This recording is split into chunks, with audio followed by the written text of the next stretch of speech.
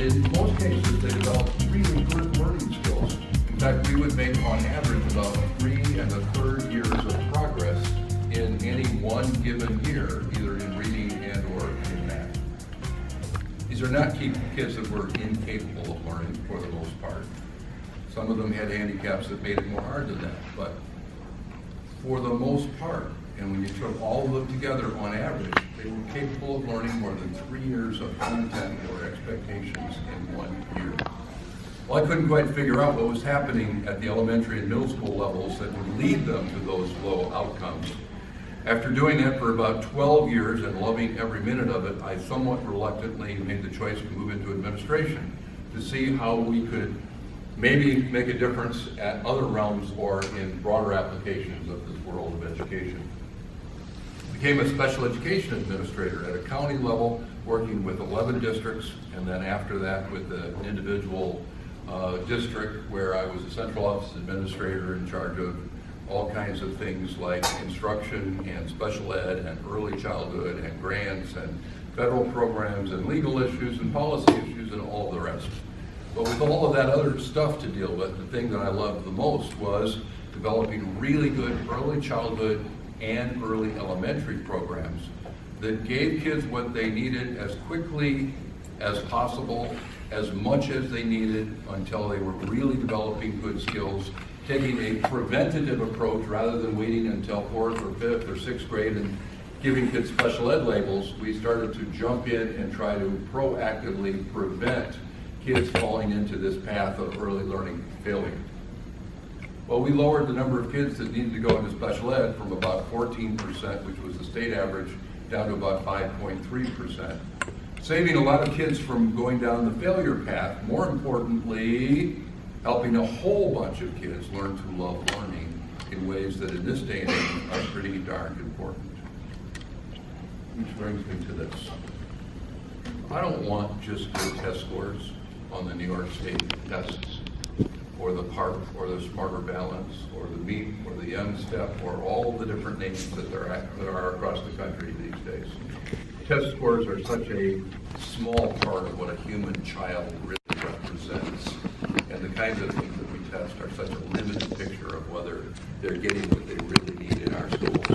I want kids that are good, competent readers, good, competent mathematics, but I also want kids that love to learn. I want kids who wake up in the morning and say to themselves, "Oh, I'm so excited to go to school, I'm so excited to go with mom and dad, or I'm so excited to go out into the world and learn." How many of you know kids like that? Are kids born with that innate desire and capacity to learn? Yeah. I was talking to some kids last weekend in my home. They are the grandchildren of some neighbors and friends of ours. And they have that spark. They love to read. They love books. They sat with me and they played. We did math games. We did memory games. Their little eyes are alive and alert with learning and thinking and problem solving. Why is that so important in this day and age? Once in a while I'll ask a question out loud. And it won't be a rhetorical question, it'll be a real question, and I'll be hoping that somebody will raise a hand, and I'll know then that you want to give me a nice, thoughtful answer. I'll give it a try, because technology keeps changing, and in this day and age, everything is moving from one medium to the next really quickly, and people have to learn how to use these new things, so it's really important for them to love learning, because they have to learn all these new technologies every day. So are you saying to me that doing enough learning to get through high school isn't near enough? Are there some kids who finish high school but never pick up a book to read for joy ever again for the rest of their lives? Are there some kids who finish high school and really don't understand math? They've been doing mystery math for quite a while. And they will look for ways to avoid the application or the use of math in their own personal life whenever possible. Are there kids who reach the end of high school but really don't have the skills to go out and to continue to learn actively, personally, intrinsically motivated with the skills to be a good, effective learner? And are those kids going to perhaps not have such good opportunities in the world where technology and information and innovation seem to be the norm? There was a time, I grew up in the Detroit area, I grew up in the city of Detroit back in the 1950s and 60s. And in that area, as I'm guessing here in this area, back in those days, if someone were to quit school at 16, 17, or 18 years of age, you could go down the road and find a farm or a factory or a shop or some kind of an opportunity to work and make a decent living. If you had a strong back or if you were willing to work hard and had good work ethic, there were things for you to do, even if you were not a particularly devoted learner. Not everybody needed to have higher levels of math and or really good reading skills and or those kinds of academic problem-solving skills. How about today? Is a high school degree enough to get kids out there and to give them a really good opportunity in the world today? For that matter, is a college degree enough? How many of you know some of these beautiful young men and women that have spent a lot of money and maybe even accrued some debt going through college? They have student loans, they got out of school and they have an art history or a poli-sci or a psych degree or some kind of degree that doesn't really add up to skills that employers aren't interested in anymore. Now I've got $100,000 in debt and I've got a poli-sci degree and I'm waiting for someone to offer me that really good job. How long are some of those kids waiting? A really long time. Because there are some skills that are more important today than ever before, and they include reading, and they include writing, and they include math, and they include problem solving, and they include some of the technology-based skills. And that guy that dropped out of, or did finish high school, but then went into a really good apprenticeship program to be a machinist, or a plumber, or an electrician, might end up doing a whole lot better than that kid who went to college, but doesn't have the kinds of skills and isn't that committed lifelong learner. We're living in a world today where learning and problem solving will be important throughout the rest of our lives. And so I don't just want good test scores, I also want kids that are in love with learning and intrinsically driven to learn in a way that will make a difference for them every step of their lives. And I'm going to present a model to you tonight based on competency-based learning that is very different than what we're doing in our typical K-12 schools and even in our typical universities. But it's not an unfamiliar model in any way, shape, or form. Some of you know it well. How many of you here in this room have ever taught a kid to throw and catch around your house? Raise your hand high so I can see it. All right. When you play catch with a kid, are kids all the same? So do all 5-year-olds have the same skills for throwing and catching?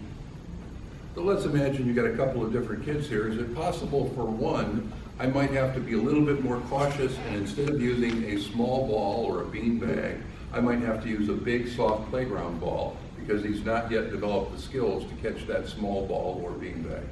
Is it possible that some kids still need the big ball? Is it possible that some kids you still need to throw that big ball right to their middle and actually hit them on the chest so that they can feel that ball before they know to grab it? Is it possible that if you threw that little pop up in the air, and because they don't have well-developed depth perception yet, you threw that ball up in the air and it's coming down right towards their head, they would not know when to duck or how to step out of the way, and you would see it bounce off of their little head. There's some kids who developmentally are there, and is there another kid, same age, who might be fully ready to catch and throw with skill? Would any of you treat all 5-year-olds as if they were the same in terms of their readiness for throwing and catching? Or would you carefully observe and do stuff with them that's fun and a little bit easy and at their instructional level? Has anybody here ever taught their kid to ride a bike?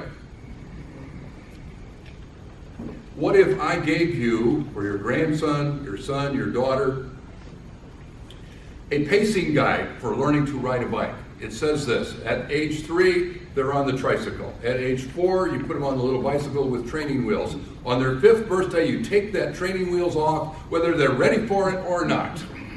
When they're age 6, you take them up to the big hill on 2 wheels and you push them off and see what happens. Would anyone follow a pacing guide for the teaching of riding a bike? Or are you going to carefully observe these kids and give them what they need at their level of readiness so that they can have a high degree of success for as long as it takes for them to develop the next set of skills. Common sense and competency-based learning and parenting and grandparenting kind of all fit together. Of course, you're going to do with kids what they need at their level for as long as necessary.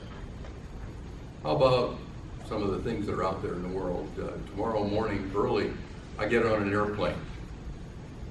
I'm really hoping that the pilot of the airplane that I'm riding on has not gone through one of these curriculum-driven, one-size-fits-all, pacing guide kinds of pilot training programs. I really hope that he or she didn't get a C- or a D+ in navigation, in takeoffs, in instrumentation, in landing. I hope that that pilot, whoever he or she is, has had all the time necessary to develop every skill needed for small airplanes, slightly larger, and finally get to the point where they can manage the airplane I'm going to be sitting on with complete and absolute skill. And if they needed more time to learn the smaller airplanes, then they had that time and they developed that skill, and they were only moved up when they were completely and absolutely ready. I'm pretty sure pilot training has been like that for a very long time. Same thing to learn to become an electrician, same thing to learn to become a plumber, same thing to learn a lot of things that are under the umbrella of vocational and technical skills in the modern world today. I was out at the Edison School a little earlier today, where they're talking and thinking about how they can more proactively get to a competency-based model and not just deliver curriculum, whether you're ready or not, but determine where you are in your development so that they can deliver curriculum at your level until you're ready for the next level, until you're ready for the next level, until you're ready for the next level. This just sort of makes common sense to you, doesn't it, here in this room? And yet, then we send our kids to school. In the modern age, when we send our kids to school, we are exposing them to what is, for the most part, in almost all the schools across this country, a high-pressure situation. A lot of anxiety in schools today. A lot of pressure on principals, a lot of pressure on teachers, a lot of pressure on kids.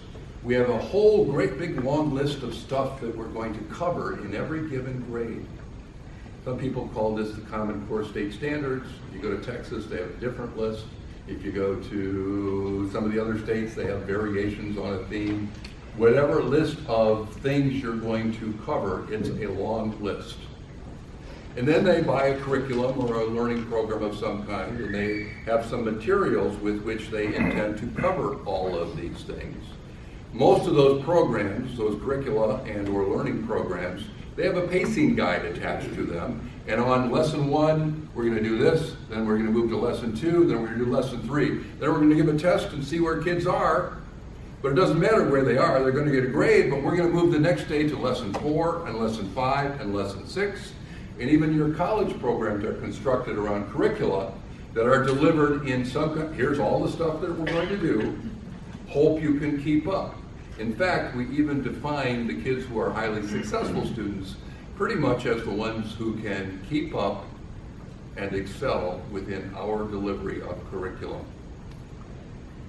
Kids' jobs, they're supposed to keep up with us, as opposed to us carefully knowing them and matching our instruction to their individual needs, which you would do when you're teaching your kid to throw and catch, which you would do when you're teaching your kid to ride a bike, which you would do when you're teaching your kid to drive a car. But schools weren't built that way. Here's why. We have a system right now, and it's based on a system that was put into place back in the 1840s in the state of Massachusetts. A gentleman by the name of Horace Mann. How many of you remember that name? He's the guy who said, "Go west, young man, go west." He's also the person who went east. He was given the first job as the secretary to the Board of Education in the state of Massachusetts. And he went east to Europe, and he scouted around Europe for about 2 years looking for an educational system to bring back as the first public schools in the state of Massachusetts, the first ones in the country. The general goal of these schools was to give kids some exposure to a bunch of different things. The model he liked was the Prussian model. It was a grade 1 through grade 8 model. It had a standard first grade curriculum, second grade, third grade, etc. He brought the Russian model back. They tweaked it just a little bit. It was a little bit of reading, a little bit of math, a little bit of civics, a little bit of American history, a little bit of your duty to your country and general socially appropriate behaviors as an American citizen. But it was a one-size-fits-all curriculum for all first graders, second graders, third graders, and so on. In that day and age, why does that model make reasonably good sense, or at least not cause too much harm? This is another one of those out loud questions. In the late 1840s or 1850s, why does this one-size-fits-all, coverage-driven model, knowing that most kids are not going to attend grade 1 through 8, in fact, very few kids did. Most kids are going to drop in and drop out, be there for a year or two, a month or two. Nobody expected most kids to stay around. They were needed on the farm or at home to work. They're going to get a little exposure. Why is that a reasonably okay model in 1850? Why? They didn't have a budget. Okay. We're looking for more in-depth than that. Why was that okay? In fact, why was it probably a really good thing? There wasn't a common source of information. What does that mean? We had lots of ways to gather information things. So this was, in fact, the source of information in terms of a lot of things for people. They didn't have a whole bunch of other options. So they were getting information about American culture and society and a little bit about reading and math in school, and there weren't too many other places to go for that information. So it served a purpose. Why was it not considered so important that every kid stayed in school and got really good at reading and got really good at math? Sarah? They didn't need those skills after leaving school.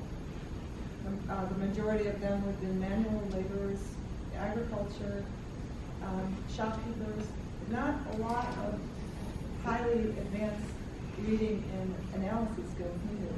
Hard work, keeping a shop, tilling fields, cutting down wood.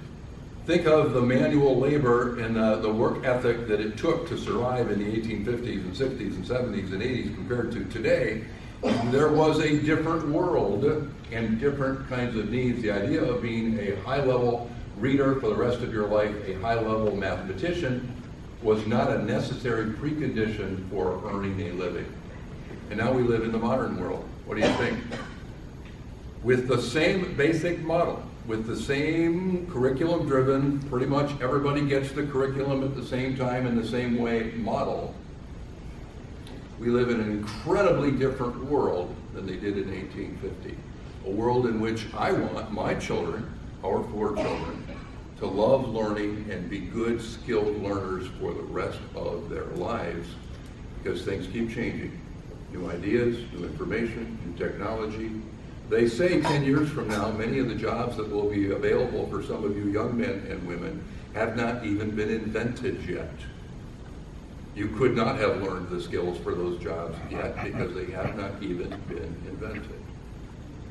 And so change and the capacity to learn, to manage and keep up with change is a pretty darn important thing today. Anybody think it's not important to be a good reader in the modern world? If you want to be a machinist or an electrician or a plumber or go into the armed services, is it still important to be solid in both reading and in mathematics and in problem solving? And yet we keep giving a one-size-fits-all delivery system to our kids.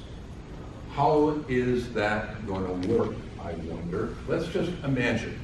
I'm going to imagine a vulnerable kid. I can imagine a kid that was born a little premature. Things weren't optimal, and he was born a little early. And I said so he's a male. And as a male, he's going to develop in certain key areas a little bit more slowly than the typical or average girl will in those early years. For example, boys on average, and whenever I say typically or on average, means it doesn't apply to all kids, but it does apply to a group. Boys on average compared to little girls are going to develop oral language skills a little bit more slowly, aren't they? Going to develop social skills a little bit more slowly. Going to develop visual motor skills a little bit more slowly. Those are some examples of some differences. Not only that, but this kid lives in a house where things are kind of rough. There's a single parent working hard, a certain amount of chaos in the home. We don't have time. We don't have enough resources. We don't have good bedtimes. We don't have meals together as a family. There's not that calm continuity that we might wish for kids to have. They don't have a lot of books in the home. They don't have anything like crayon or scissors or fine motor, visual motor games or activities. This child is not exposed to those things. On top of that, diet's kind of poor. He's had a whole bunch of ear infections, and so that whole listening system was kind of clouded and not fully optimal for certain parts of the development of this important language phase. And then he gets to school. And school starts to take off like a rocket because we want higher test scores and we want better learning outcomes. And whenever we have said over the years that we want better test scores, we want better learning outcomes, we invented phrases or used things like the word rigor, which meant we're going to teach more, teach faster, and teach it to younger and younger kids. There are some things being covered in a typical kindergarten classroom today that used to be not in first grade, but in second grade. Some of you have heard of kindergarten, or kindergarten is the new first grade. Well, in some respects, kindergarten is the new second grade. We're teaching more to kids, we're teaching it faster, we're putting a lot of pressure on those systems. We don't have the same amount of time allowed for things like building connections and relationships in the classroom. Carefully building the routines and procedures that you want in your classroom. Building relationships, taking time for fun, going out for a little nature walk, taking a little extra time for music and or art. Those things are excluded in an awful lot of schools because we're in a rush to get to covering the stuff that we're going to test. So this kid has come now to a standardized one-size-fits-all school. What's going to happen to him? I wonder. He doesn't have really good listening skills. He doesn't have age-appropriate oral language skills. His sensory motor skills are poor. He doesn't have good balance, can't cross midline, hand-eye skills are not well developed. He's not very well self-regulated. He doesn't know how to calm himself, focus, persist, delay gratification. He can't sort of manage himself in terms of emotional and physical self-management. He doesn't have a really good oral vocabulary, and he doesn't have much of an awareness of numbers, numerals, letters, letter sounds, and some of those other basics that we would kind of wish that kids have when they come into kindergarten. And yet he's going to come into kindergarten, and that teacher is going to be given a curriculum and some learning materials and a pacing guide. Turn to an interesting, intelligent person sitting somewhere near you and ask this simple question. This kid just hit the one-size-fits-all, rushed, highly anxious learning systems in a typical school. What's going to happen to him over the next 2 or 3 years? You have exactly 2 minutes to talk to your neighbor. Ready, set, go.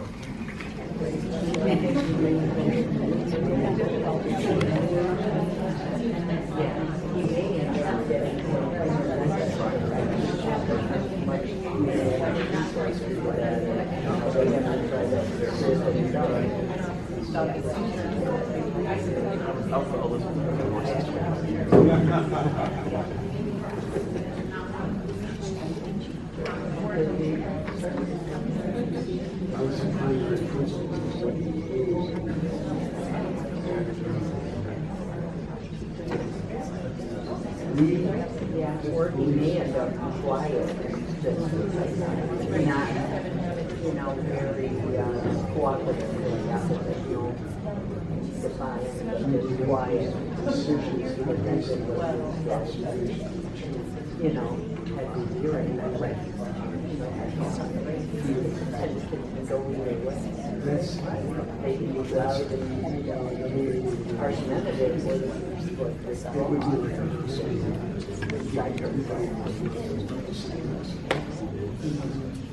either way, you know.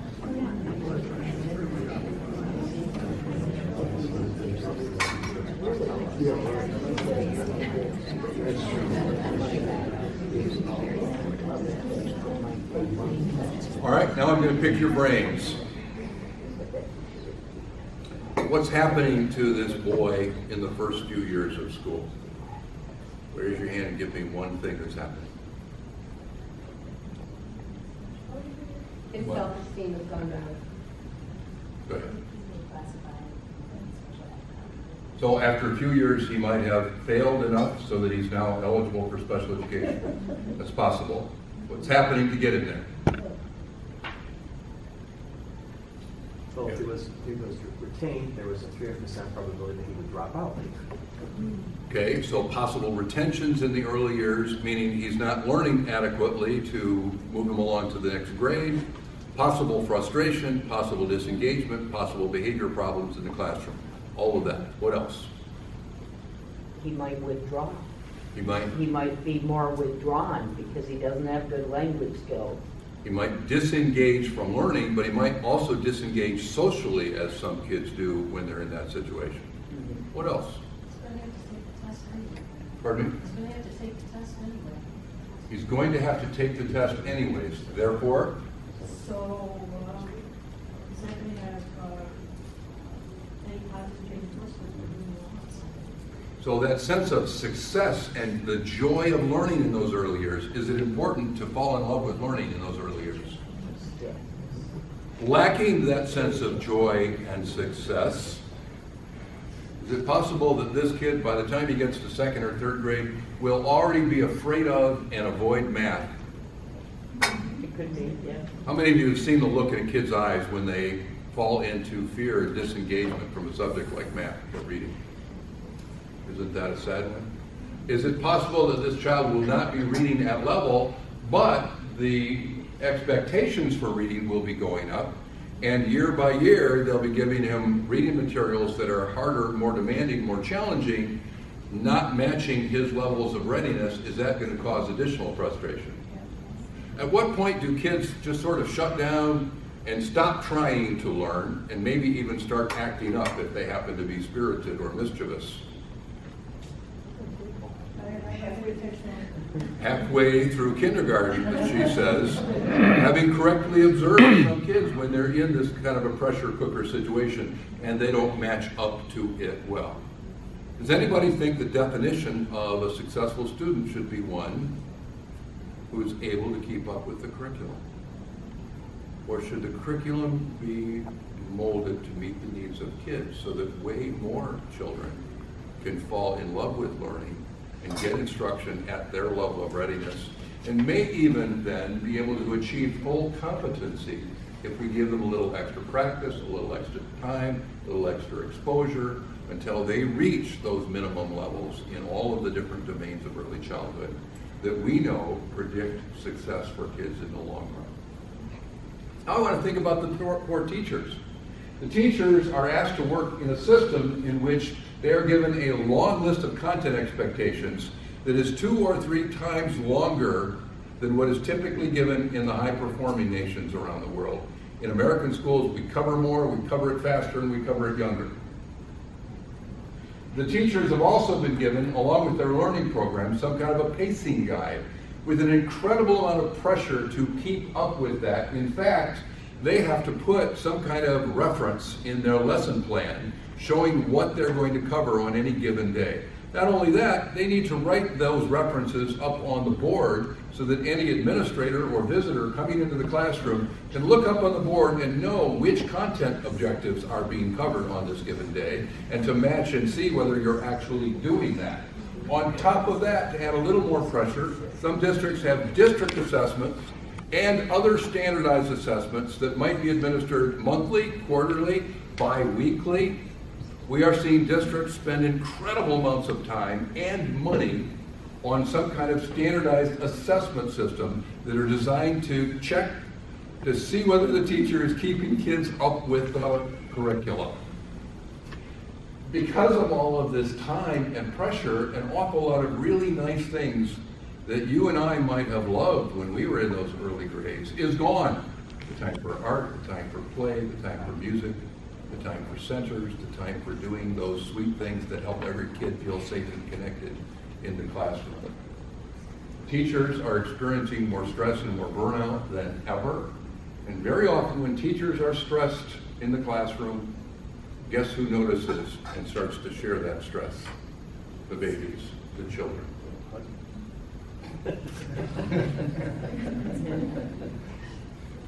And so, this is not working especially well, in case you don't already know. Here's what happens in America. 64% of our kids are reading below grade level by 4th grade, at the beginning of 4th grade, when the NAEP is first given. That's of all American kids. If you happen to be from a poor family, 82% of those kids are already behind reading levels by the beginning of 4th grade. In math, 40% are proficient in grade 4, 33% by grade 8, and only 25% of the kids still in school, some of them have dropped out by now. If you're still in school, only 25% are at grade level proficiency by 12th grade. If you happen to be an African American kid, only 7% are proficient in math if you're still in school in 12th grade. Should I blame the teachers, the kids, the parents? Who should I blame for this onerous outcome? Yes. Who do you want to blame? Yes. Yes. All of you. I'll tell you, I don't really want to blame any of those. I think this is a systems issue. With a system that was designed to cover stuff that wasn't crazy important to whether you became a good learner. We have a system designed to cover and grade and sort. The idea of all kids learning to be really good learners was not part of the design of this system. It never was. It never has been. But we now live in an age when learning and thinking and math and reading are important in ways that wasn't true 50 years ago and certainly wasn't true 150 years ago. And we still have the basic same architecture for the design of our system. This is true even in college. How do we give college credits around here? Do we measure the number of hours that you have to sit in class for a course? And do colleges, including colleges of education, get certified to be able to deliver this stuff based on the content, the lists of content that they are going to cover in their courses? Yes. So we deliver a course, you sit there for a certain amount of time, you take a test, maybe you get an 80 or an 85 or 90%, and on the curve that works out to an acceptable grade for you. Does sitting in a course and getting an 80% guarantee that you actually have skills that are meaningful in the real world? Let me bring that home to you. Did anybody here take high school chemistry? Oh, practically everybody took high school chemistry.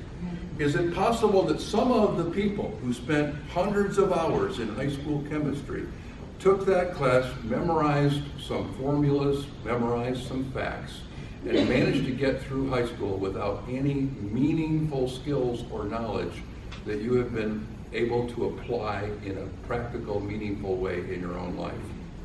Raise your hand if you took chemistry and have never had any opportunity to really understand or use much of what you learned in that long year. Same thing might be applied to trigonometry for a lot of kids, for algebra for some kids, government for some kids, literature for some kids. How sad is that?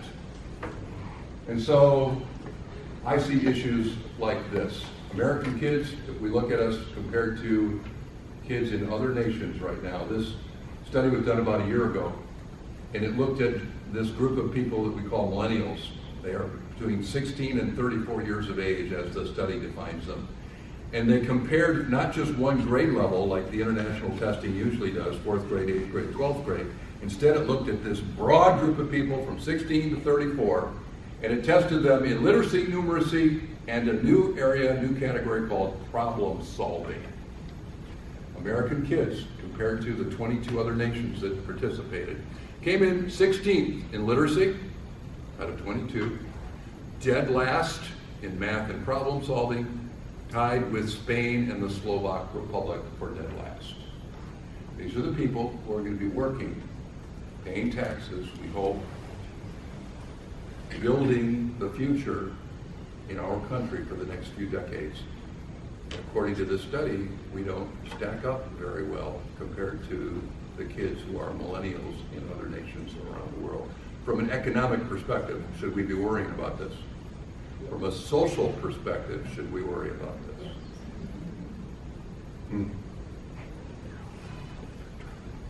I see this as a systems issue.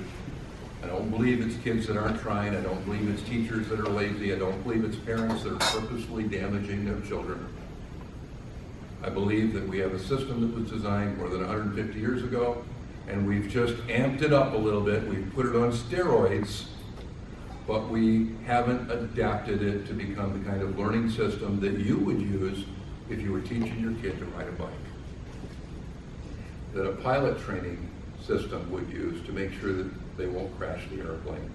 That an electrician's training program would use to make sure that they had the skills to get out there and wire houses and buildings and not let them burn down because they are well done.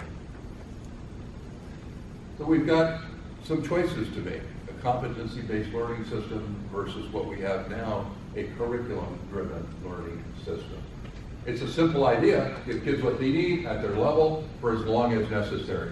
So if I am, for example, teaching math to young kids, there's a sequence of skills here, and I'm not going to go through them carefully, but from preschool to 3rd grade, there are 29 early math skills that add up to this thing that we call number sense. Kids that really know how numbers work. If you learn these 29 things well, you have it.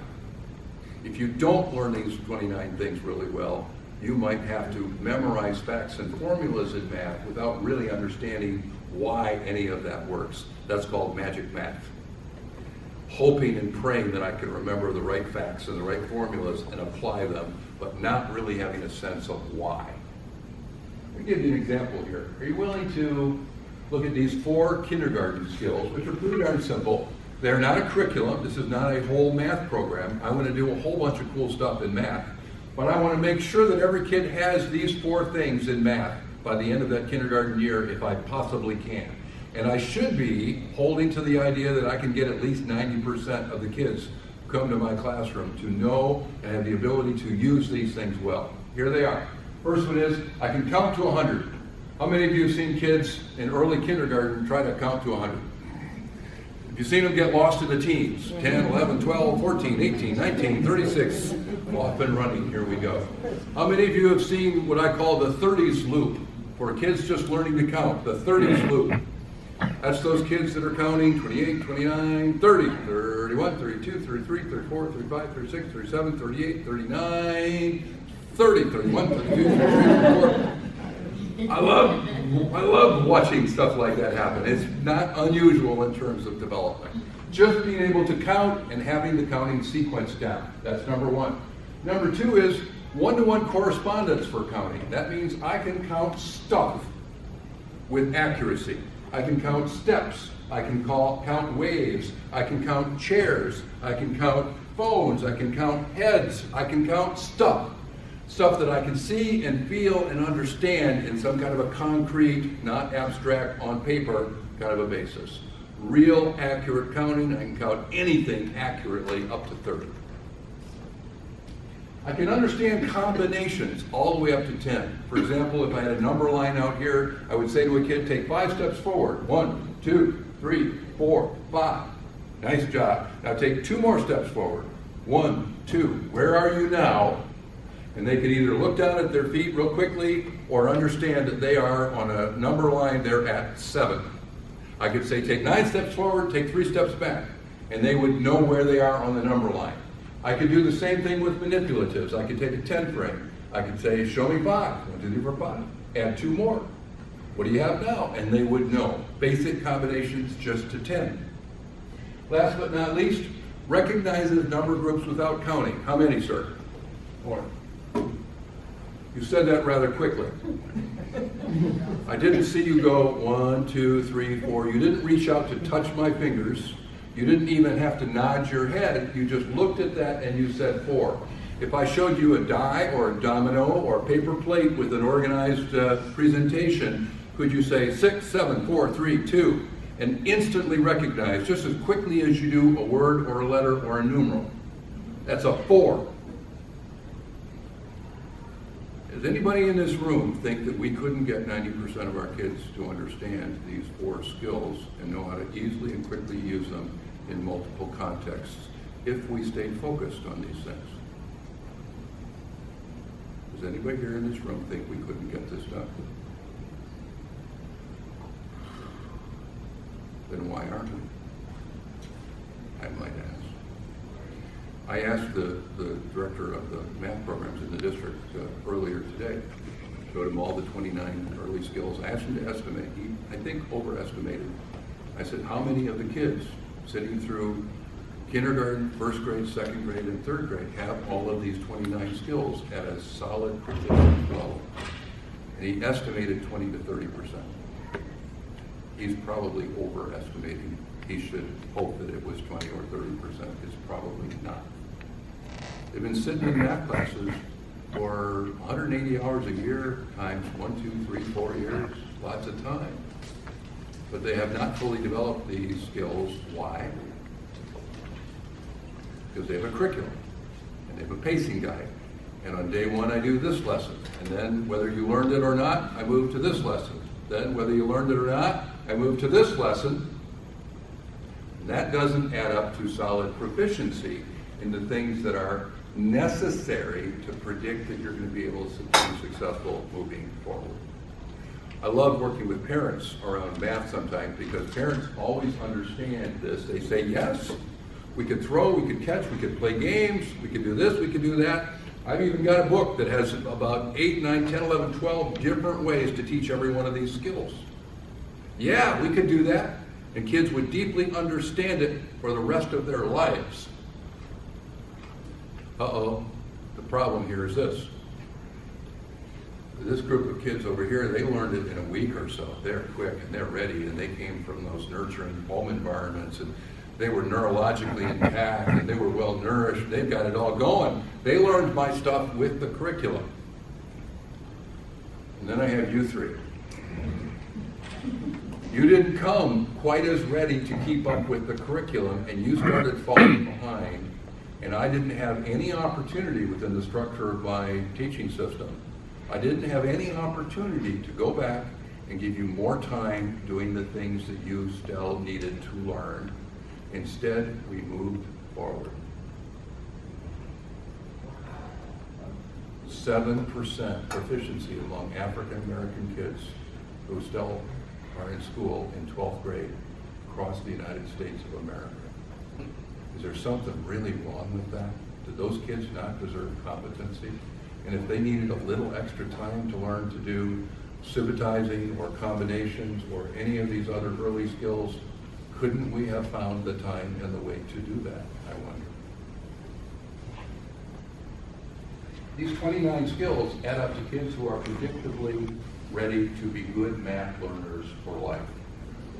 Okay, you've heard so far what I've talked about. What's going on in your head? Some of you are saying, yeah, but, or we can't do that because, or there's something that is in the back of your heads. I want to hear what it is. What keeps us from giving kids what they need at their level until essential skills are fully and completely learned? What keeps us from doing what pilot training does, or electrician training does, or bike riding training does? Yes, sir. And what becomes the evolution of the grading system? I mean, do we completely annihilate it? say that when a kid successfully learns skills X, Y, and Z, he is able to promote into the next ability group? I'll throw the question back to you. Do you have children? No. For now. Maybe someday? Hopefully someday. All right, I'm going to ask you what you would want for your child then. Your child is in my kindergarten class, and she's a brilliant little beauty. And by Christmas, she has every one of the essential kindergarten math skills. What do you want me to do with her the rest of the year? That's the problem.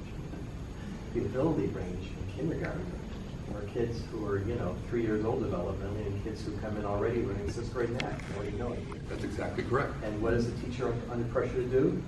Ignore the high-end kids. And ignore the low-end kids. Yeah, that too. And deliver whatever the program says lesson 14 is supposed to be, right? So what do you want for your kid? Do you want me to just kind of let her twiddle her thumbs for the rest of the year? Do you want me to, I don't know what? I'm saying is, No. Answer my question before you get to do I'm saying. If this is your kid, what would you like? I would, of course, I mean, especially if she's on the high end, of course I would want to, she would. Well, thank you. You would want me to continue to challenge her and motivate her to continue to learn towards her potential. Is that what you would want? Yep. What if there are some things in kindergarten math that I can do that are activities and projects and really cool things that are kind of good for everybody? Shall I have the whole class do those in one shape or form or another? Yeah. But for the essential math, what's going to happen if I don't give your kid any challenges between January and June? Is it possible she'll become bored and maybe disengage a little bit out of boredom? Is it possible that if she is like you, she might become mischievous in my kindergarten class? Is that possible? Yes. It is, isn't it? And so the answer is pretty clear. I want every kid to have a chance to get competency or better. Would I ever hold a kid back from challenging them so that they can learn and grow towards their potential? I don't have the ethical capacity to hold kids back like that. But competency is for every kid who comes into my class. I'm going to find the time and the energy and the thoughtfulness to give him enough of what he needs until he becomes competent in at least those 4 things, and if possible, even more. This is a different way of thinking, isn't it? In terms of school it is, not in terms of life. Any other objections in the back of your head? What are some other reasons why doing this in our schools would be a challenge? Yes. I think it would be a challenge in some senses because some of the, people in leadership positions, especially top leadership, even beyond our district, are sending a different message. I've heard it before. We've seen students or a group of students making progress, where they're not making progress fast enough, so we have to do something else. And then sometimes when we do something else, it's not as successful as what we were doing before, because the faster isn't in accordance with those students' needs. It's just faster. Have all of these curricula, or learning materials, or learning programs all basically been a variation of one kind or another of the one-size-fits-all methodology? And pretty much the answer is yes. And so you're saying leadership or people out there in the world of decision-making could get in the way, and that's entirely true. Politicians may only understand that we need to put more pressure on teachers and principals and districts. Some administrators are really worried and anxious about how to do this, and they need something quick. They need some results that will slightly improve their educational outcomes. I'm going to go back to 1971, the first year that the NAEP, the NAEP, was administered, in reading in 71 and in math in 73. Since 1971 and 73, in the United States of America, with billions, trillions, jillions of dollars spent on education and school reform and new testing systems and new teacher evaluation systems and new curricula and new Common Core lists, and then bring it in and then bring it out and do all these things that we've done under the guise of school reform. How much improvement have we seen in American school outcomes since the early 1970s? The answer is no. because it's always one variation or another on the one-size-fits-all model.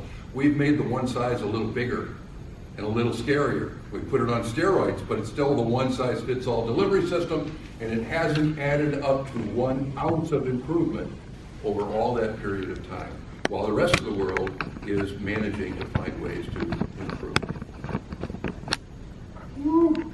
What other reasons should we do this? Well, I'm going to give you some. We haven't trained teachers how to individualize or personalize education. We haven't trained teachers to really know how to differentiate. We have trained teachers over the last 20, 25 years to deliver lessons. Some teachers work so hard at this. They go home on the weekend, they get materials, they plan.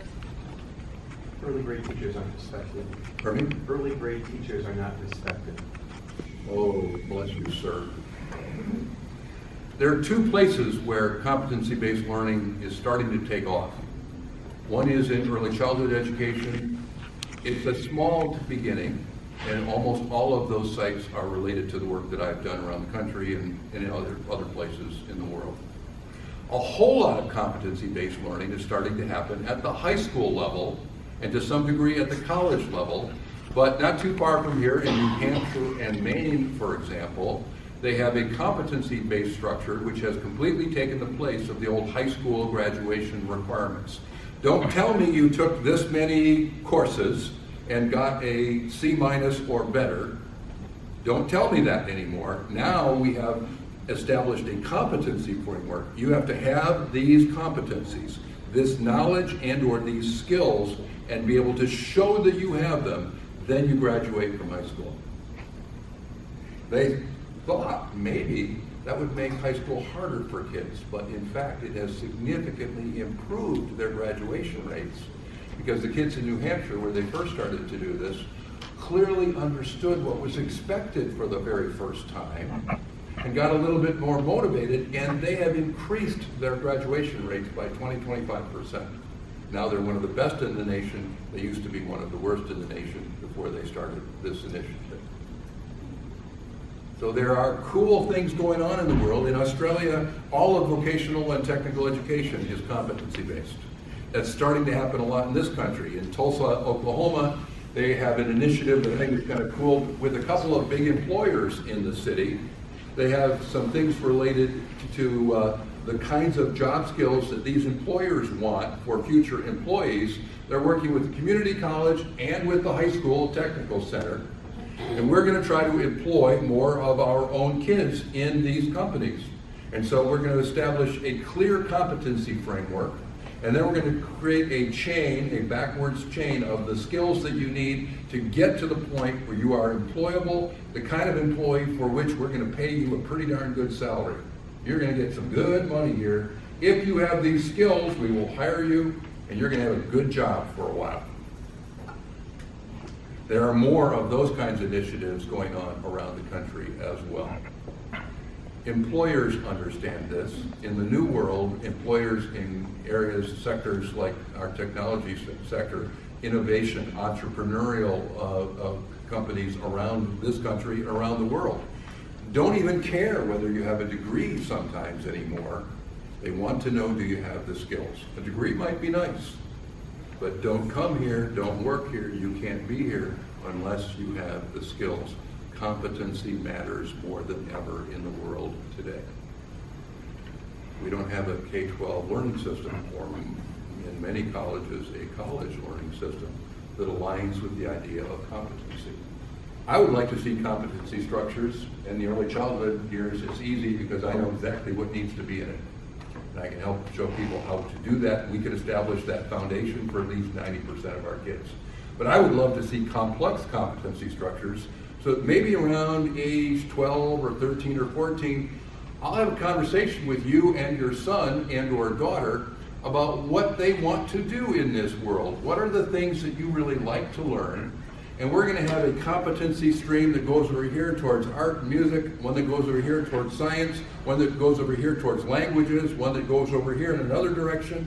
There's no reason in the world that all kids have to have the same courses in the same time frame and the same stupid kinds of Carnegie-based unit course descriptions to graduate from high school. We're not all the same. Is it possible, if you had been given a choice, that you would have really enjoyed learning some things that weren't available in high school, and that you might have just been just fine if you had avoided a few of the things that were required in high school? Is it possible you could have even enjoyed learning more? All kinds of these things are possible as we go forward. Here's early childhood stuff. I'm not going to take time on it. We're going to try to make sure that the district has a chance to tap into this if they wish to. Simple idea. See if this makes sense to you. A good competency-based learning framework, whether it's a high school level, college level, early elementary, preschool. A good competency-based learning structure starts out by identifying clearly what we want kids to learn. These 4 math skills, these sensory motor skills, these oral language skills, these phonologic skills, these early literacy skills, these early math skills, whatever it is, let's be clear about it. These are exactly the things, and this is what it looks like to be proficient in that skill. Same thing applies to the initiative in Tulsa, where we want kids to have certain skills so that they are employable in these local businesses. Things might apply to a graduation set of requirements or any other set of learning outcomes, clear and concise. Then we're going to assess the kids. Instead of just charging into the delivery of curriculum, every once in a while, just when I'm kind of in a mean mood, you can't imagine that would ever be the case, can you? If I'm feeling a little grumpy, and let's say I'm with a group of 3rd grade teachers, I might ask them a question like this. What kind of assessment do you do at the very beginning of the school year before you know how to get started delivering your math program? Before you know how to get started teaching math to your new students in your class? Why is that a little bit of a grumpy question? Do they know darn well that they have a pacing guide and they have a program and they start on lesson 1? They do not even take the time to assess what their kids know before they start to deliver the prescribed program. I'm trying to make them a little uncomfortable because good teachers should look at situations like that and start to object, I think. Say, I need to know my kids. I need to know what it is that we're trying to accomplish so that I can devise at least some of our time in math instruction at their level, meeting their specific personal needs. I'm going to give this kid what he needs at his level for as long as necessary. Then, after you've assessed the students, you give instruction to that child at his or her level, which means at a level where they can be highly successful, at a level where learning is fun and engaging and not frustrating and not turning you off to learning. Then we keep track of this kid carefully. As soon as he or she achieves competency, and competency means I've seen it a bunch, not once, not 80%. Competency means the real deal. I can do this with complete accuracy. I can do it with a bunch of different little learning materials or in different learning contexts. I can do it on a good day, on a bad day, on a cloudy day, on a sunny day. I can do this skill. I can demonstrate it any day of the week. And I've learned it so well that you as a professional can accurately predict that I will never unlearn that skill. That's competency. And once I reach competency, what happens next? Sir, you gotta give me the right answer. Once your child in one kindergarten class reaches competency, those 4 math skills, what's going to happen next? She gets to move on. She gets to move to the next thing that would be appropriate for her to learn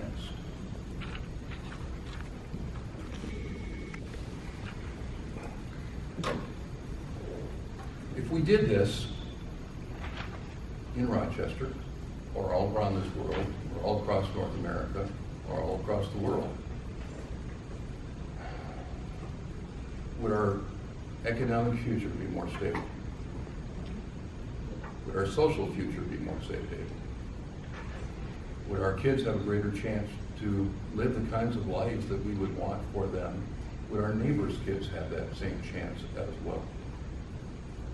This is something that's incredibly easy to do in theory, but getting organizations and people to change is sometimes a complicated business. But is everybody in this room content with the idea that in really good instructional settings, we give kids what they need at their level for as long as they need it. Anybody uncomfortable with that notion? Would that be better for the world if we did a little more of that?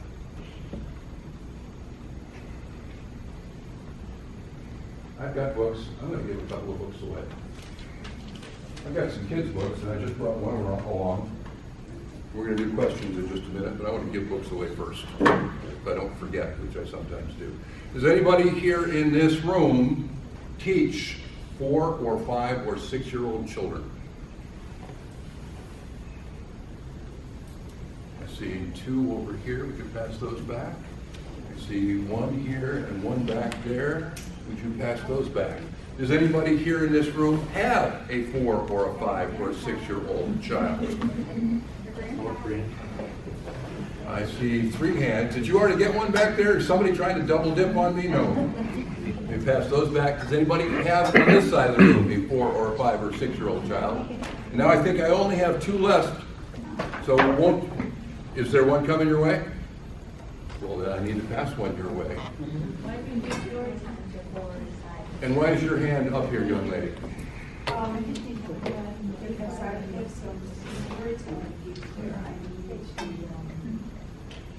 Is anyone here in the first row a storyteller who goes out and reads to children? Would you give her a hand, please? She came up with a good category.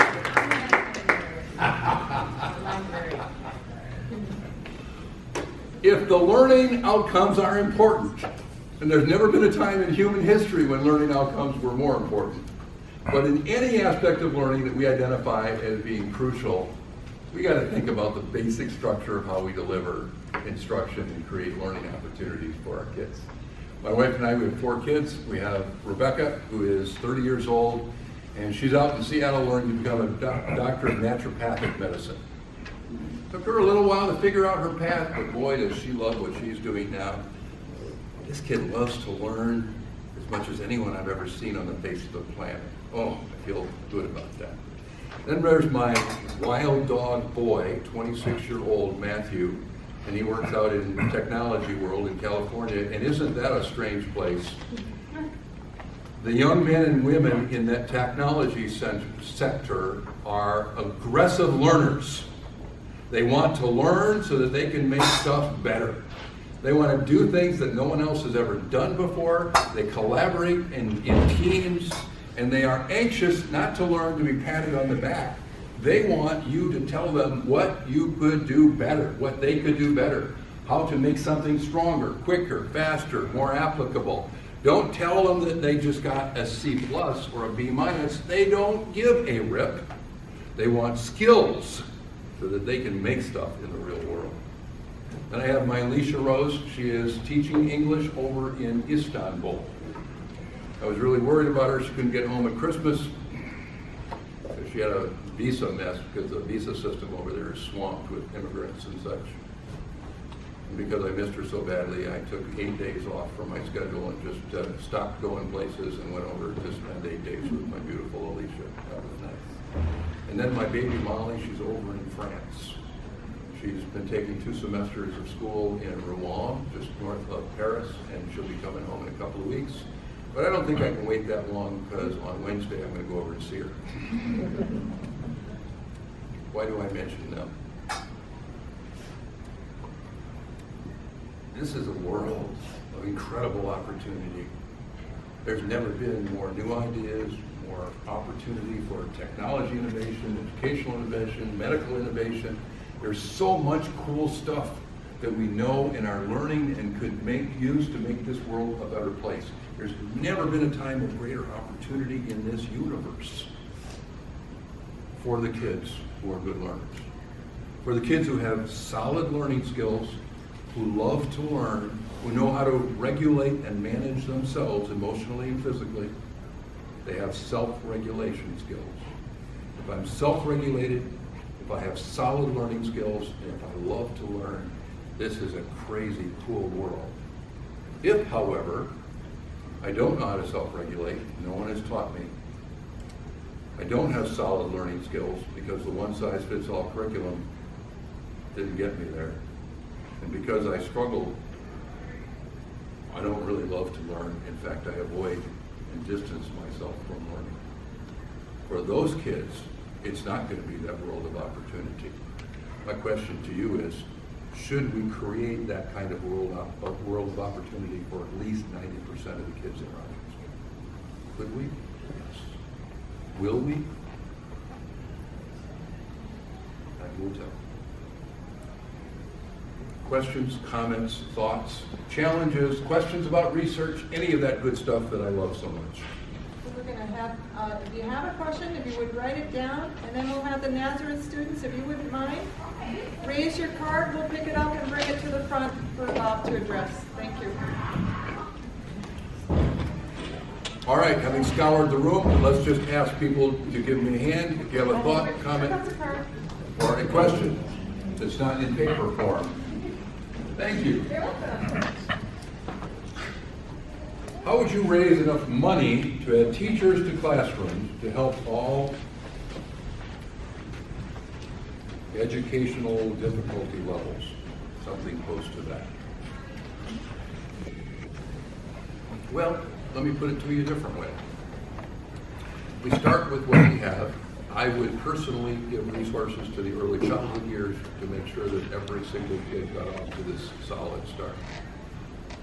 If I managed to do that in some way, shape, or form, I would save incredible amounts of money for the district.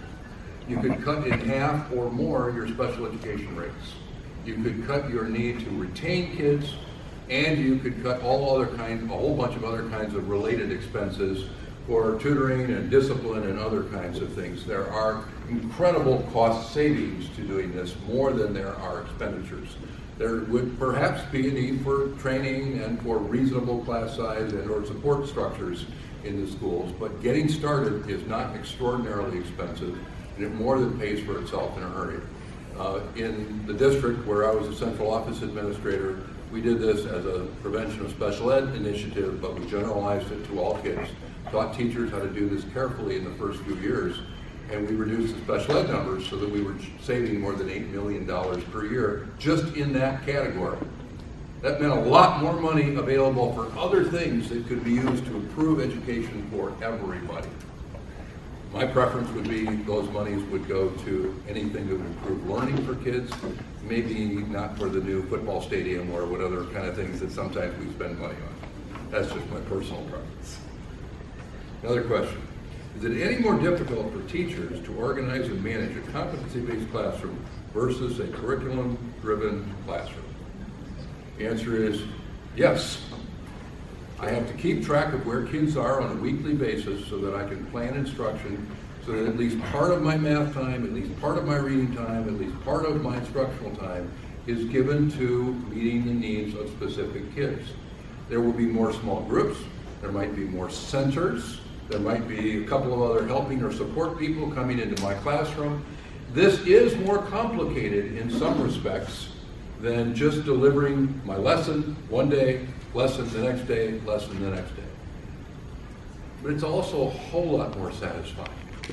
Here's what the research says about teachers who use a competency-based program well. According to their own self-report, they know their kids better than they ever have before. They might have claimed to know them well before, but after doing this for a couple of years, they now realize that they know their kids much better than they ever did before. They say they have better relationships with kids. They say they differentiate more and do it more effectively, and they say that kids are happier in their classroom, and they say that they are more in love with teaching than they have been in years. That's the experience of teachers. Is it more complicated? Yes, it's also more professional. Giving teachers a scripted lesson plan. You're supposed to read and then give the kids an activity, and then read and then give the... That's like teaching for dummies. Does anybody think that's a highly professional way to be asked to teach? I don't either. I think teachers will have a whole lot more fun teaching if we view them as professionals and expect them to hold to this standard of knowing their kids and for large parts of the time giving their kids what they need at their level. There's another question. You got one over there too? Yeah. Just pass it up or get one of these scary looking kids to bring it up, whichever way you go. Can you share what teacher training looks like using the ESI and competency-based instruction? It looks a lot of different ways, and it depends on the district and the resources that are given to this. Learning to use the basic inventory takes a couple of days of training. Helping the principals learn how to follow up and be teacher leaders with the classroom teachers is also a really important piece. Those principals have to be on top of this and acting as encouragers, coachers, cheerleaders to make sure that teachers discipline themselves to update their data in 2 of the several domains in an inventory every single week. This isn't standardized assessment, and this is not the assessment that takes time away from instruction. This is training myself to go around and observe motor skills and language skills carefully this week so that I can update all of my data, things like that. Getting people into the habit of using disciplined observational assessment is just different than what we have been doing for the last 25 years. Some teachers who used to be really good at observational assessment have kind of drifted away from that. They're not in practice anymore. Some of our new teachers have never learned how to use observational assessment, and we might have to teach them. Then you get to individual parts of the inventories. For example, self-regulation. There are certain behavioral and self-regulatory skills that are identified at each level. One of them, for example, is in 2nd grade, demonstrates empathy for fellow students. How would you teach that? And there's a rubric that defines it more specifically. But how would I teach and develop? Well, guess what? There's no one answer. There are a whole bunch of different programs that you could bring in for that kind of stuff. But what I'd really like to see is teachers that have beautiful classroom routines. Every day they have a consistent, calm beginning of the day routine, a consistent, calm end of the day routine. Maybe they do things like morning meetings. Maybe they do things like daily 5. Maybe they have peer buddies in the classroom. Maybe they read books about empathy written by me. Maybe they have other kinds of cool learning systems in place that are all about getting kids to be aware of each other, calm, focused, persistent, able to manage themselves, get excited at the right time, get calm at the right time. Doing the kinds of things that are fun, interesting, and motivating. One teacher could do this through dance. Another teacher could do it through movements, through something like music. Another teacher could do this through social stories. Another teacher could do this through really cool social interactions among her students. There are lots of ways to do this stuff. I could do it with a Montessori curriculum. I could do it with a Reggio curriculum. I could do it with a Steiner curriculum. I could do it with a high school curriculum. I could do it with any curriculum under the sun. So that would depend on the school and the district and the materials and programs available to you. But could we get that done if we stay focused on it? I'd like to think that we could. That's another one.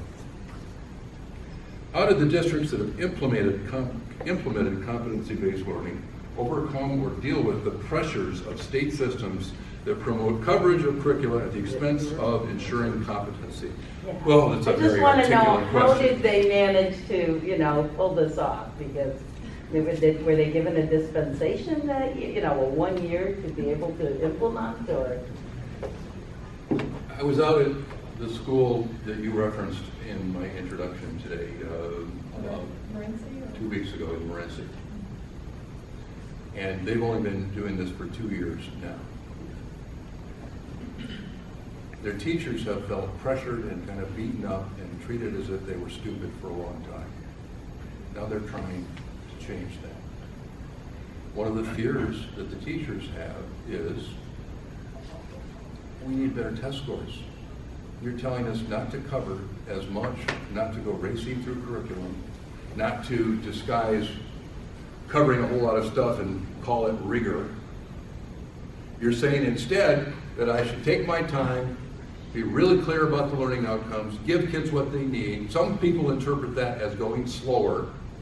Sometimes you have to go slow to go fast. the end of the first year, they had higher reading and math scores than they'd ever seen before, ever, in anybody's memory. By the end of the second year, they have almost 90% of their kids at level. We're only in kindergarten and first grade, and then just started second grade this year. And the teachers are still a little afraid. Their test scores in third grade will be better. Their test scores in first grade, in kindergarten, and second grade are all considerably better. How do you get better test scores? By racing through curriculum? Or by giving kids what they need at their level, which is the only way we know to maximize or increase learning rates, maximize learning gains. We're afraid of what's the most obvious thing in the world. You want better test scores? Give kids lots of really well-designed instruction at their level for as long as necessary. You'll get better test scores. Race through curriculum, irregardless of kids' readiness levels, you will not get better test scores. You'll get the same crap that we've been getting since the early 1970s. Lousy outcomes.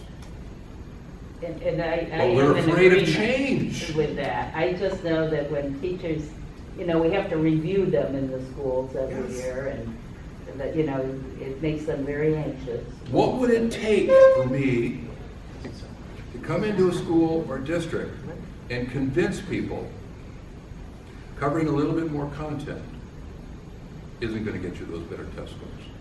Slightly changing the Common Core list and making it a slightly different list isn't going to give you better test scores. Buying a new math program that uses a different one-size-fits-all system of instruction isn't going to give you better test scores. Buying a different reading program that uses a different model of delivering one-size-fits-all isn't going to give you better test scores. What is going to give you test scores is, if I'm throwing and catching with this kid, I'm going to throw it in a way that he can catch it. It's fun, it's exciting, and this kid could learn to be good in a short period of time. She might need a little longer, doesn't matter. I'll practice and play with her until she's good at it. I'll never push her into throwing and catching in a way that is frustrating or makes her not like playing catch with Bob. Why would I ever do that? Is there ever a reason for purposefully pushing kids into the frustration zone? Maybe if you don't like them. But I have a feeling that the principal of the school or a leader can make a difference for the teachers in feeling a comfort level if they... In this process of change that I'm describing, I don't want to minimize it, teachers need a lot of nurturing and a little hand-holding. Principals need even more nurturing and hand-holding. District administrators have to be either really brave or a little crazy or well-medicated. And it would really help a lot if there were people in the community and or on school boards that would give them the support and the nurturance they need. Because nobody in this world of humanity takes to change all that well or all that easily. This is hard stuff. We've been doing it for more than 150 years this way. It's how we think of school. This is not a big change, and you all know it's a good change, and you all know it would be more fun for kids and more fun for the teachers. And even with all that on the table, it's hard for people to change. So we need clear goals. We need to do it one step at a time. We need to hold each other's hands and help each other every step along the way. Every step along the way. There will be days when teachers are afraid. Should I just go a little faster? Should I just get all of that content covered? Should I just get to the last chapter by the end of May? Stuff like that we've always thought of. I love your questions. Others? Yes, ma'am. In this model, do the teachers follow the children or do they switch like our typical model? When a group of kids move to the first grade, they get a new teacher. So is there any kind of continuity of care? For the most part, you can follow a fairly traditional classroom model and a grade-based model. There are some schools where, for example, there are plenty of schools right now around the country where they started to do something like a reading block, either for 60 or 90 minutes, usually in the morning. And during that reading block, every adult that works in that building has a small group. And all of those small groups are at the specific instructional levels or readiness levels of those kids. So once in a while you see that, but you can also see this being accomplished just fine within a traditional grade level model. It means more differentiation, more centers, more small groups. Good question. Yes, sir. So in the type of Are model. we back on your kid, your Yeah, kindergartner? She's in sixth grade now. Okay. So in the no grade based model where all the kids kind of go back together with reading groups, instead of just 9 minutes now, is that integration like kindergartners working with fifth graders because they're on the same reading level? That's probably too big a range, but there could be a 2 or 3 year range in some of those. But I don't want you to mistake that as a non-grade based model, because for the greatest part of the day, they could easily be with their grade level, and there's all kinds of stuff I can do as a classroom teacher. Projects, activities, classroom routines, all the cool stuff that can and should be done within a group of kids. We can still have homerooms, grades, classrooms, those kinds of things.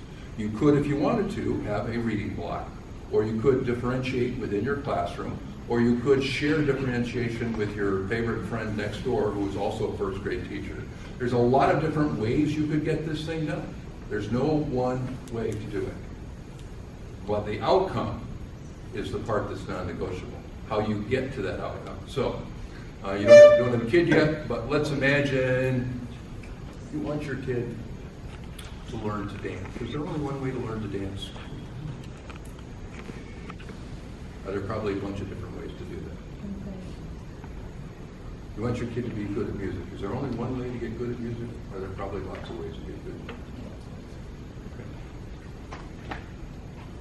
Yes.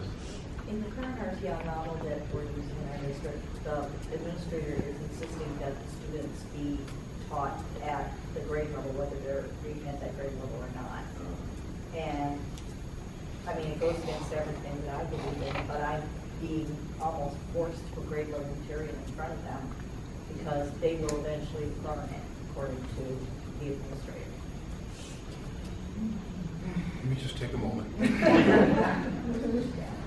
How do you appeal to the greater good? I mean, So I need to make this even more real. So I have a fifth grade student, can I use that as an example? I have a fifth grade student who is a third grade level reader.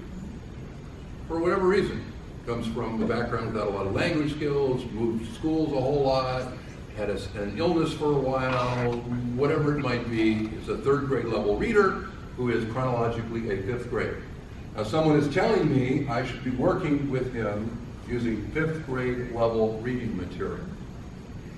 Every minute that I work with that kid using fifth grade level reading material when he has third grade level skills, every minute he's in those fifth grade level materials, he's in the frustration zone. Does anybody here in this room think that you get better outcomes, better learning outcomes, better test scores, better attitude, better behavior, better anything? Is there anything better that you get from a kid by pushing him into the frustration zone? The administrator seems to think so. I'm asking for the science, the research, and the common sense here in this room. We're research-based, except when we're not. One of the most basic things that we know from the research, one of the most basic truths about teaching and learning is that not all kids are the same. But we do know that kids learn better when they are in their instructional zone, their instructional match, their zone of proximal development, that just right level of challenge, a little bit of challenge, but not so much. The minute you push them over the line into the frustration zone, good stuff stops. I used to do an activity with adults, with teachers, and I constructed a reading material that had some made-up words in there. So that essentially as an adult was going through and reading this material, they could quickly and easily recognize about 85% of the words were familiar. The other 15% were made up or screwed up by my design. Good instructional match for early readers is giving kids things to read in which they already know 93 to 97% of the words, just like that. Immediate sight word recognition for 93 to 97% of the words, just like that. So when I would give this reading activity to adults, people with college degrees, people with lots of success in school, I'd give it to adults and it would be about a 2-minute activity where they were trying to read and then answer questions. They got so frustrated, they got so mean, they got so nasty, they got so unpleasant to be near. They turned ugly in less than 2 minutes of an activity. Adults with a history of learning success turned nasty.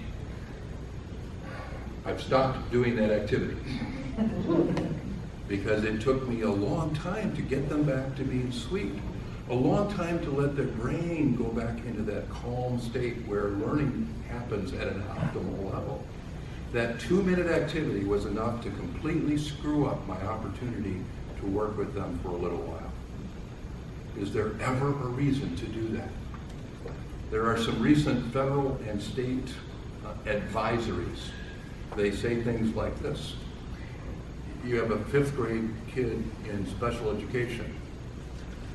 A large portion of his IEP goals should come from the 5th grade frickin' Glicks. I'm sorry, did I say that out loud?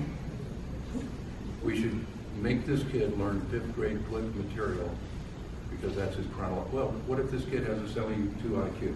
What if this kid has significant autism? What if this kid has an auditory processing disorder? What if this kid... Really? Is there anything about teaching and learning that makes you think that makes sense?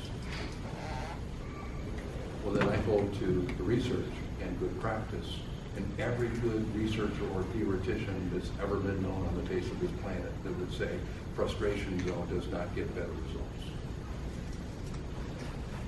If you were to take a hypothetical urban district of 32,000 kids, that's functioning lowest in New York State, 5th in the nation, whatever, how long would it take to help turn that system from where it is today into a functioning system under your particular model?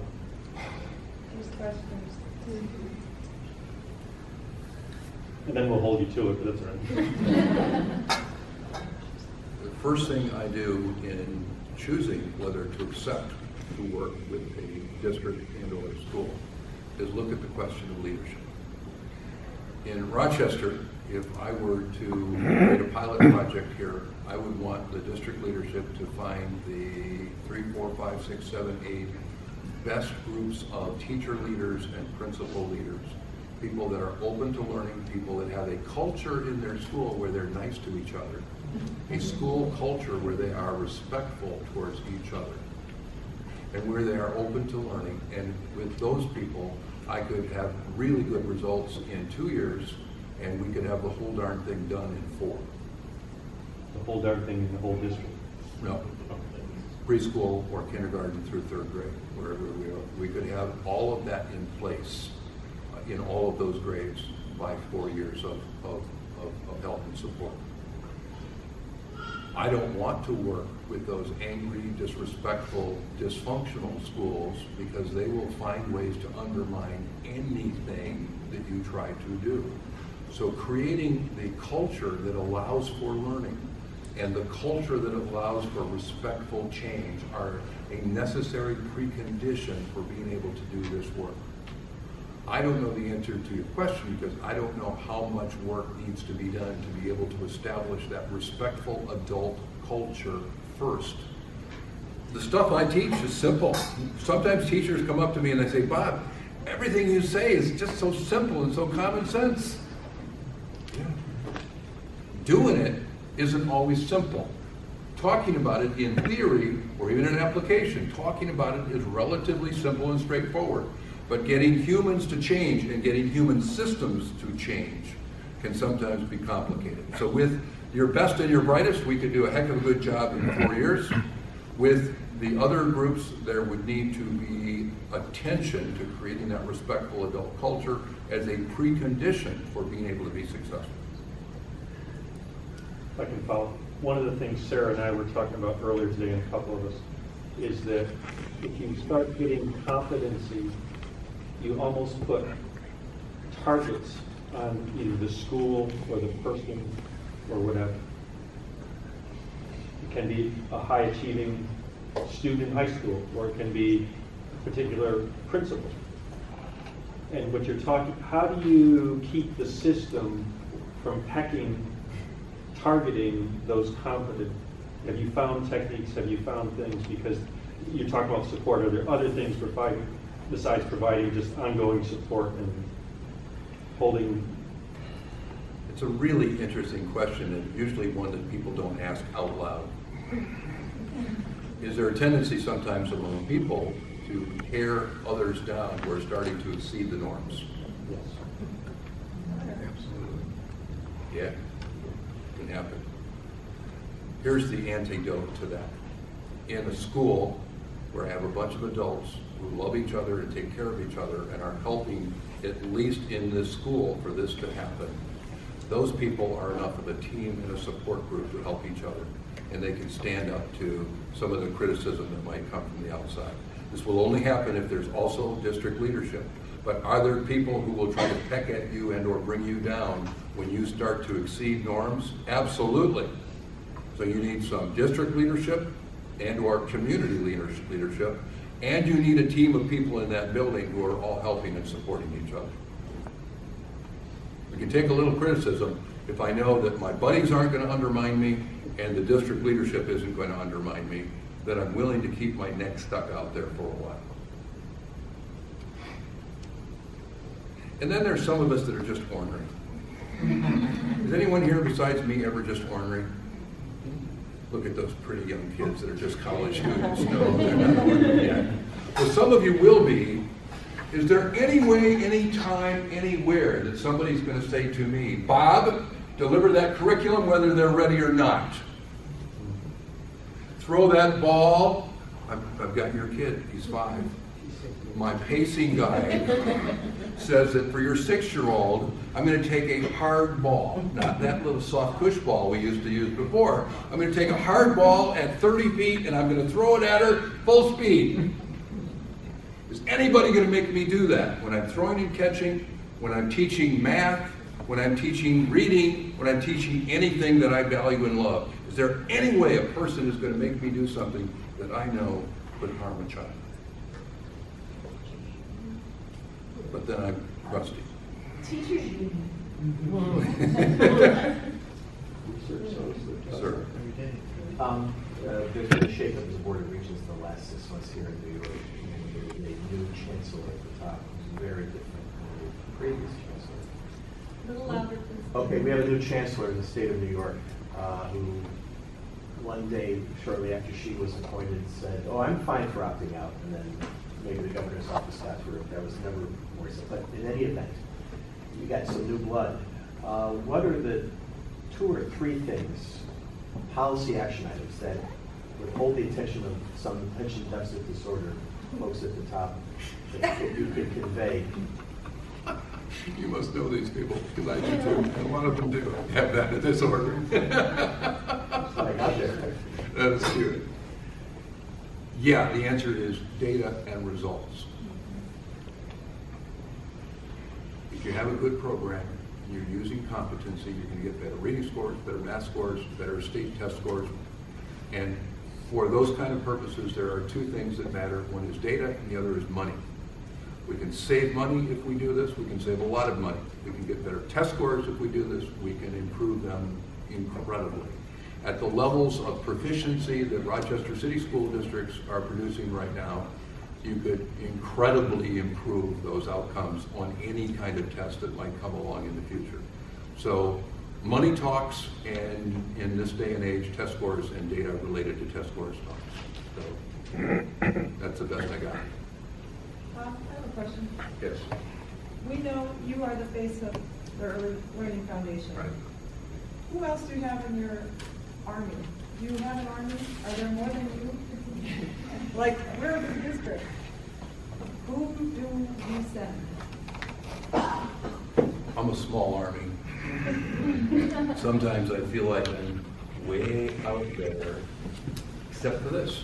Every good teacher, every good parent knows that the things I'm saying are true. Right.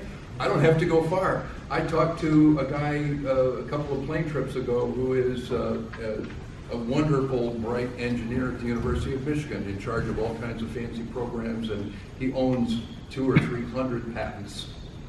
Brilliant guy. Says, how can schools not do this? I don't have to go very far in any direction to find people who understand this. But still, when I go to schools and when I go into systems and when I go into meetings, I have to recognize that there is a lot of oomph that's taken to needed to actually make change happen. So I have a small team of 4 other people than myself that work with schools as coaches and as trainers and such. Finding places to do this and do it well is my choice and is my passion. That's something I have to do. Sometimes people say to me, Bob, this is really hard stuff that you've taken on. Why do you keep on doing that? You could retire. You could live on the lake. You could do that. I say, you're right, I could. I don't think I could. Okay. If you need it, and you need it, if you want it as a district and or a community, I'll find a way to make sure that you get the help you need. And if I were running the district, I would do it at the early childhood level, for sure. That's the biggest no-brainer there is. But I would also do it at the upper level. I'd start with career and technical education, and I'd quickly move to the rest of high school. And I'd meet somewhere in the middle. From a teaching and learning theory, instructional practice, research perspective, there's no excuse. What we do isn't working. It hasn't worked. You can't tweak it to make it work. A small structural difference at the foundation of what we do could change that to a large degree. So I hand over to you. Yes, ma'am. What kind of data are classroom teachers using? So say if you have a group of second grade teachers and they're all assessing, they're working with their competency-based, and then they want to have some of the kids work together maybe part of the day, and so they want to know if they're kind of on the same level. What sort of data are they using to assess them? Well, most of the data that I want teachers to spend time collecting is observational data. And so I see something, I'm a professional, I know that it either met or didn't meet the standard for proficiency. Maybe it's at the developing standard, maybe it's at the intervention standard, but most of that I can do through observation. I also want to, on some regular basis, have some kind of a standardized measure. So I might want to do DRA a couple of times a year, or I might want to do NWEA a few times a year, or I might want to do Fontes and Pinnell a few times a year. I'm going to have something to verify observational data, but I need to rely mostly on observational data.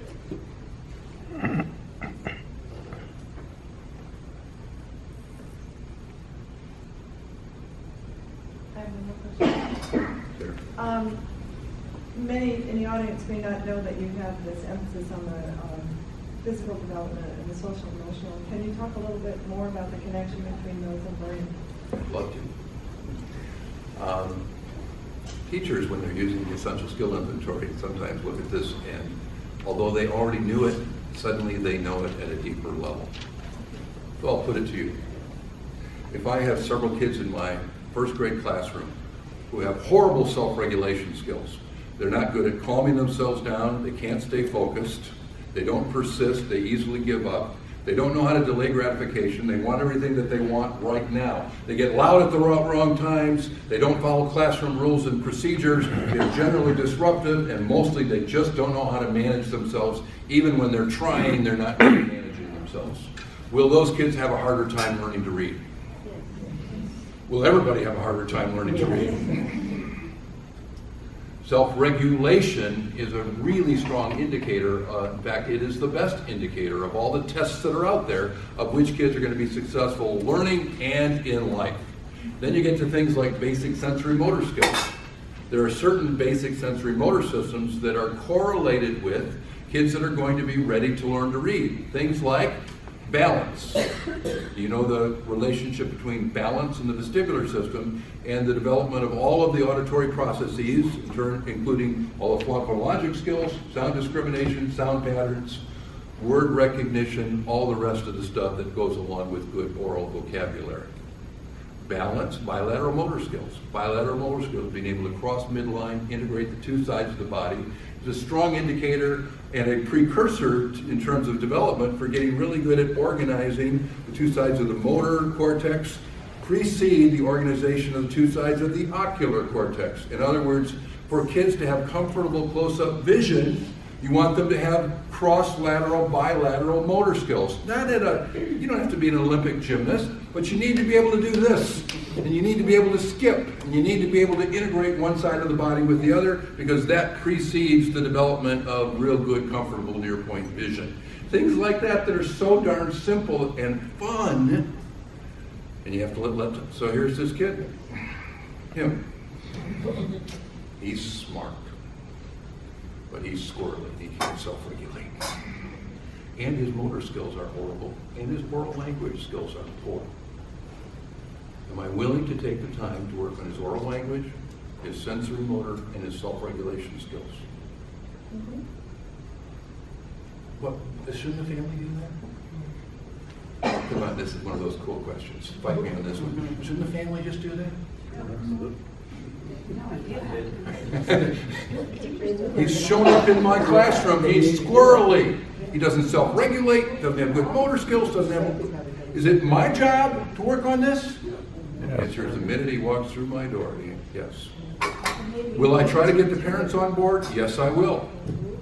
Whether I am successful or not, it's my job to work on these, because these are preconditions for him being long-term successful as a learner. And he's going to help everybody else as well. Yes. I'm not an educator. You're not a what? Educator. Really? I'm not. Are you a parent? Oh, yeah, in that sense, yes. Are you your child's first teacher? Oh, absolutely. I Give me agree that with stuff. I'm not an educator stuff then. Well, I'm about to make a criticism, so I want to preface.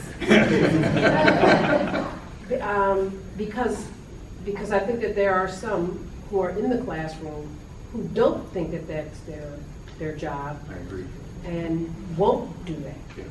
And so by your assessment, they shouldn't be in the classroom. By Well, let me not just say yours. using my assessment, we are giving them the clear message that these are things that are your responsibility to work on. And so have you encountered that, Absolutely. and what have been some of the remedies or some of the strategies that other Part of this districts- is just plain old-fashioned ignorance. Right, I get that. There are plenty of teachers that don't understand what self-regulation is or how to help develop it. There are plenty of teachers that don't understand the importance of oral language or how to develop it. There are plenty of teachers that don't understand sensory motor development or how to develop it. So part of it is just plain good teaching and support and helping them learn new things and then new skills that they could work with their kids. I don't find very many teachers anywhere that don't really love and care about their kids. I do occasionally run into patterns of institutional prejudice against poor kids or against minority kids. The competencies on the essential skill inventory are for all kids. They're not just for boys. They're not just for girls. They're not just for white kids. They're not just for black kids. They're for all kids. All kids. I'm going to get this done for every single one of them that I possibly can. So that as a, and I don't know if this has been asked in a different way, because it sounds like maybe the strategy should be like to start in a willing building Exactly. and, Yeah. and sort of prove some results and then move on from there. Give me a good leadership and a building where the adults are respectful towards one another, and we can get started. Right? Okay, so, this is Yes, not, I mean, you might, Keep going. in some buildings, you might have some of them, Yeah. and, you know, and not throughout the building. I mean, I think that part of the challenge is that some of our buildings and some of our individuals in those buildings have just been under a lot of stress. Yes, And absolutely. so, I was in a school building and on the board in the office, there were a bunch of names of staff that was just out. And I was like, wow, this building has a lot of folks that are just not here. And then it was explained to me that between Easter and Memorial Day is when you have a lot of teachers that are just out. And the stress of being in the building for that long period of We time. need without a day off. teachers and leaders who are in a calm, thoughtful state of mind. If the teachers as a group, or if the leaders as a group, are in what I would call the fight or flight response state, Right. that elevated anxiety state, they don't think, they don't listen, they don't problem solve very well. Really hard to work with that. We need to find those places where we can work with adults or in a thinking, listening, problem solving state of mind. And sometimes it would be important to kind of insulate them a little bit Yes. from some of the other stuff, so they can focus long enough to be able to learn and implement these kinds of things. District leadership will be absolutely necessary to keep other people from pecking them down.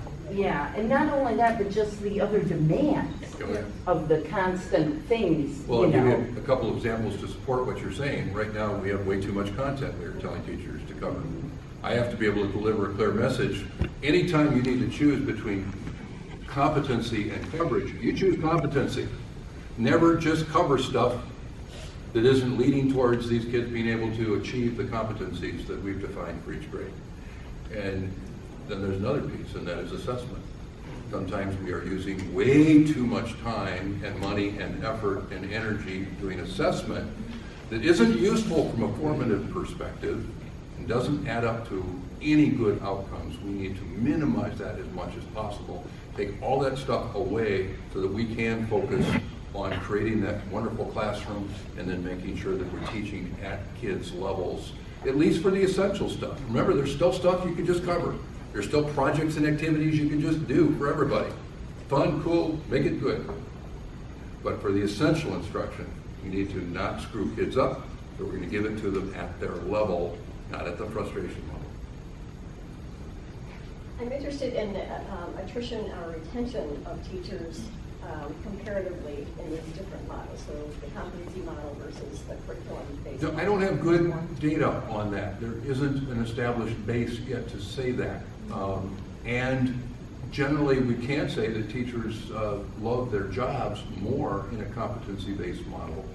But sometimes those teachers get cherry-picked by other districts and hired to come over and start working somewhere else. So I don't really have good data on that. Well, and the other question related to schedule, because you've mentioned a couple times about a different schedule, and I don't know how pervasive it is that once a school enters into the competency base that they, either with your advisement or they're coming to the conclusion that they need to change the way the schedule is, both for the children's betterment of competency, but also for the teachers to have more time to be able to work on their assessments, their observation, I'll give you a quick documentation. example of what you're talking about. I really love it when grade level colleagues, let's say all the first grade teachers, have common planning time, at least a couple times a week, so that they can talk about what they're going to do to assess, and then based on their assessment, how they're going to design instruction.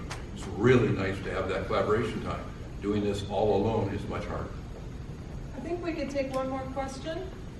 And don't forget that Bob will be available to sign his book, Over-Tested and Under-Prepared.